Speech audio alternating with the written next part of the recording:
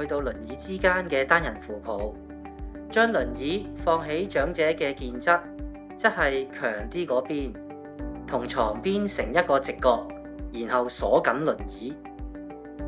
先將長者由床邊稍微移出一啲。喺呢個時候，我哋可以揀肩胛抱法，又或者患側扶抱法。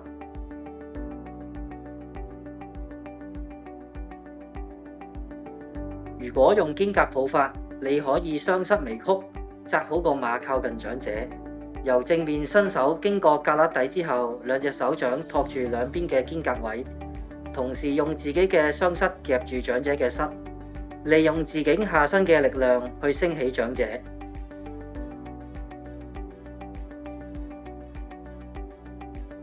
記得如果過程中發現自己力有不支，請慢慢將案主放回原位，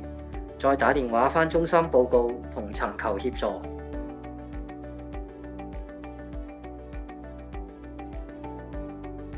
如果用患側扶抱法的話，請企喺長者患側嗰一邊，先將案主移出少少，將腳收喺膝頭哥內，請長者將強側嘅手扶住輪椅扶手，一手撐扶長者嘅患側胳肋底，另一隻手捉緊長者褲頭，用下身嘅力量幫助案主企起身。起身時可以數3聲，等長者可以更容易配合。